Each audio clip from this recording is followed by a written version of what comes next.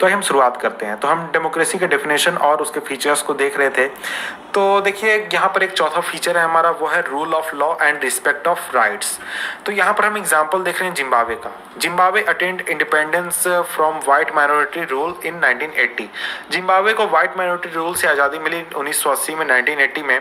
उसके बाद कंट्री को रूल किया जा रहा है एक पार्टी द्वारा जिसका नाम है ज़ानू पीएफ, ZANU-PF। और ये वही पार्टी है जिसने फ्रीडम स्ट्रगल को लीड किया था, जैसे कि इंडिया में कांग्रेस ने लीड किया था फ्रीडम स्ट्रगल को, और बाद में वो इलेक्शन में चुनाव लड़ने आ गई। लेकिन जिम्बाब्वे में वैसा नहीं था। जिम्बाब्वे में जो पार्टी थी ZANU-PF, वो इस जिम्बाब्वे को रूल करने लगी। उसका जो लीडर था रॉबर्ट मुगाबे, वो कंट्री को रूल कर रहा है जब से वो कंट्री आज़ाद हुआ है। वहाँ पर इलेक्शंस होते हैं लगातार, लेकिन जो इलेक्शन है वो हमेशा जीता जाता है किसके द्वारा? इसी पार्टी के द्वारा, ZANU-PF पार्टी के द्वारा। और इसके बाद जो प्रेसिडेंट मुगाबे है वो पॉपुलर है, लेकिन वो चुनाव में अनफेयर प्रैक्टिसेस को यूज़ करता है चुनाव जीतने के लिए। पिछले कुछ सालों में उसकी जो गवर्नमेंट है उसने कॉन्स्टिट्यूशन में काफ़ी ज़्यादा बदलाव किया है ताकि वो प्रेसिडेंट के पावर को इंक्रीज कर सके, प्रेसिडेंट के पावर को बढ़ा सके और उसे लेस अकाउंटेबल बना सके। यानी वो आसानी से बिना किसी को जवाब दिए, बिना किसी जवाबदेही के कोई भी काम कर सकता है। और जो अपोजिशन पार्टी जो है, अपोजिशन पार्टी के वर्कर्स को काफ़ी ज़्यादा हरास किया जाता है, काफ़ी ज़्यादा परेशान किया जाता है, और उनके मीटिंग को डिस्टर्ब यानी छेड़छाड़ की जाती है, मीटिंग होने नहीं दिया जाता, इस तरह की चीज़ें होती हैं। और इसके अलावा जो पब्लिक प्रोटेस्ट है और डेमोन्स्ट्रेशन गवर्नमेंट के खिलाफ, उसे इलीगल घोषित करके रखा गया है। यानी आप अगर वहाँ पर रहते हैं तो आप सरकार के खिलाफ विरोध नहीं कर सकते, कोई प्रदर्शन नहीं कर सकते, इस तरह की चीज़ें नहीं कर सकते हैं। There is a law that limit the right to criticise the president. यानी वहां पर यह भी कानून है कि आप प्रेसिडेंट को ज्यादा क्रिटिसाइज नहीं कर सकते, कुछ बातें बोल सकते हैं लेकिन ज्यादातर बोल नहीं सकते। और इसके अलावा जो टेलीविजन है, रेडियो है, इन सभी को कंट्रोल किया जाता है गवर्नमेंट द्वारा, और वो सिर्फ रूलिंग पार्टी के बातों को कहती है, यानी उसके विरोधी पार्टी के बातों को दिखाती नहीं है, कहती नहीं है। जैसा सरकार चाहती है वैसा वो बात करती है। तो इस तरह की परेशानियां हैं कहाँ पे? जिम्बाब्वे में। तो देखिए इंडिपेंडेंट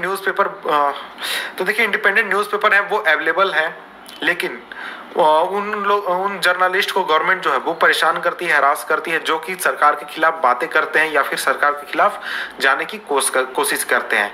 और वहाँ की जो सरकार है उसने कोर्ट के जजमेंट को भी काफ़ी ज़्यादा इग्नोर किया, बहुत सारे जजमेंट को। और इसके अलावा सरकार ने जजेस को भी प्रेशराइज किया है ताकि वो सरकार के समर्थन में ही फैसले दें। The example of Zimbabwe shows that popular approval of the rulers is necessary in a democracy, but it is not sufficient। तो देखिए ये एग्जाम्पल, जिम्बाब्वे का एग्जाम्पल ये बताता है कि किसी भी रूलर का जो पॉपुलरिज्म है, यानी वो कितना पॉपुलर है, ये एक तरह का अच्छी चीज़ है, लेकिन ये काफ़ी नहीं है। जो पॉपुलर गवर्नमेंट्स होती है वो अनडेमोक्रेटिक हो सकती हैं। पॉपुलर लीडर्स जो होते हैं वो ऑटोक्रेटिक हो सकते हैं। If you wish to assess a democracy, अगर हम डेमोक्रेसी को एसेस करना चाहते हैं तो हमें ये बहुत इंपॉर्टेंट हो जाता है कि हम इलेक्शन के ऊपर ध्यान दें कि इलेक्शन किस तरह से हो रहा है। But it is equally important to look before and after the elections.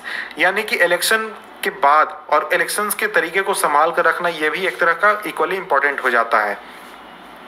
यानी डेमोक्रेसी के ऊपर इलेक्शन के बाद क्या हो रहा है, पहले क्या हो रहा है, इन सभी चीज़ों पर भी ध्यान देना जरूरी हो जाता है। There should be sufficient room for normal political activity including political opposition and in period before elections. तो देखिए यहाँ पर सफिशिएंट स्पेस होना चाहिए लोगों के लिए ताकि वो पॉलिटिकल एक्टिविटीज़ कर सकें, सरकार का विरोध कर सकें, अपोजिशन कर सकें इलेक्शंस के कुछ समय पहले या फिर इलेक्शन के बाद, इस तरह के समय में जहां जिस समय की इलेक्शंस नहीं हो रहे हैं और कोई भी एक पार्टी है जो कि सत्ता में मौजूद है। Election this requires that the state should respect some basic right of the citizen. इसके लिए जरूरी है कि सरकार जो है, यानी कि जो देश है या फिर कोई भी सरकार, वो सिटीजन्स के बेसिक राइट्स को रिस्पेक्ट करे। They should be free to think. लोगों को ये आज़ादी मिलनी चाहिए कि वो फ्री होकर सोच सके, अपने ओपिनियंस बना सके और अपने ओपिनियंस को फ्रीली पब्लिक में एक्सप्रेस कर सके और एसोसिएशंस बना सके, प्रोटेस्ट कर सके और दूसरे पॉलिटिकल एक्शंस वो कर सके। Everyone should be equal in the eyes of law, और सभी लोग जो हैं उन्हें कानून के नज़र में बराबर होना चाहिए। This rights must be protected by an independent, मैं इसे नीचे कर देता हूँ, बाय एन इंडिपेंडेंट जुडिशरी। यानी कि देखिए इन सभी राइट्स को प्रोटेक्ट करने के लिए एक इंडिपेंडेंट जुडिशरी होना चाहिए जो कि सरकार के खिलाफ भी फैसला ले सके और लोगों के समर्थन में फैसला ले सके, और इसके ऑर्डर्स को सभी द्वारा पालन किया जाए, यानी सरकार द्वारा भी, लोगों द्वारा भी, रूलिंग पार्टी द्वारा भी और अपोजिशन पार्टी द्वारा भी। तो इन सभी राइट्स के बारे में हम चैप्टर 6 में काफी डिटेल में पढ़ने वाले हैं। Similarly there are some condition that apply to the way of government is run after the election.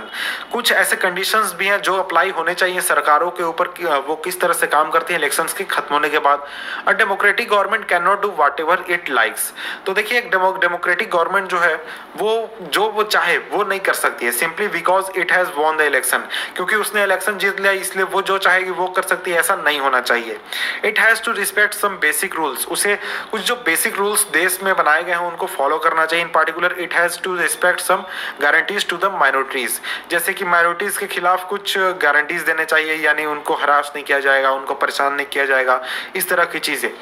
Every major decision has to go through a series of consultations.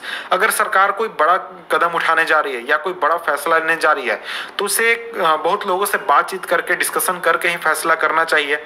Every office bearer has certain rights and responsibilities assigned by the constitution and the law. तो जितने भी office में बैठने वाले लोग हैं उन सभी को कुछ राइट्स दिए गए हैं, कुछ रिस्पॉन्सिबिलिटीज दिए गए हैं कॉन्स्टिट्यूशन द्वारा और कानून द्वारा। Each of these is accountable not only to people but also to other independent officials. तो ये सभी जो इन्हें अकाउंटेबल होना चाहिए सिर्फ लोगों के लिए भी नहीं, दूसरे इंडिपेंडेंट ऑफिशियल्स के लिए भी। इन सभी चीज़ों के बारे में हम चैप्टर 5 में डिटेल से पढ़ेंगे।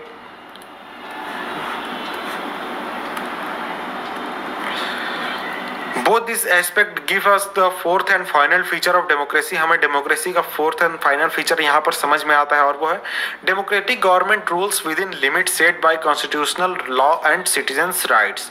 तो देखिए डेमोक्रेटिक गवर्नमेंट जो होती है वो हमेशा रूल करती है अपने लिमिट में, जो कि सेट किए गए हैं कॉन्स्टिट्यूशन द्वारा और सिटीजन्स के लॉ द्वारा। यानी वो सिटीजन्स के राइट्स में से छेड़छाड़ नहीं करेगी, उन्हें किसी तरह का हरास नहीं करेगी, किसी तरह से परेशान नहीं करेगी। तो आइए इन सभी चीजों के एक समरी को हम देख लेते हैं। Let us sum up the discussion so far. We have started with simple definition. Simple definition के साथ हमने शुरुआत की थी जिसमें हमने देखा था democracy is a form of government in which the rulers are elected by the people. और हमने बाद में पाया कि ये डेफिनेशन उतना काफी नहीं है जब तक हम इसको अच्छी तरह से एक्सप्लेन न करें उसके कीवर्ड्स को। और यहाँ पर हमने काफी ज्यादा एग्जाम्पल्स को देखा इन सभी फीचर्स को एक्सप्लेन करने के लिए। तो अगर हम बात करें तो डेमोक्रेसी एक तरह का फॉर्म, गवर्नमेंट का फॉर्म है जिसमें कि जो रूलर्स होते हैं वो इलेक्ट किए जाते, जो रूलर्स इलेक्ट किए गए हैं लोगों द्वारा, उनके द्वारा ही मेजर डिसीजंस लेने चाहिए किसी भी देश के लिए। फॉर एग्जांपल अगर इंडिया में लोग अगर इलेक्ट करते हैं किसी भी सरकार को तो वो सरकार ये सभी फैसले ले कि उसे क्या करना है, न कि कोई अमेरिका की गवर्नमेंट या फिर रशिया की गवर्नमेंट या फिर कहीं और की government. Elections offer a choice and fair opportunity to the people of change the current rulers. और जो इलेक्शंस हैं उनमें लोगों को ये चॉइस मिलनी चाहिए, अपॉर्चुनिटी मिलनी चाहिए, एक फेयर अपॉर्चुनिटी जिसमें कि लोग करेंट रूलर्स को आसानी से चेंज कर सके।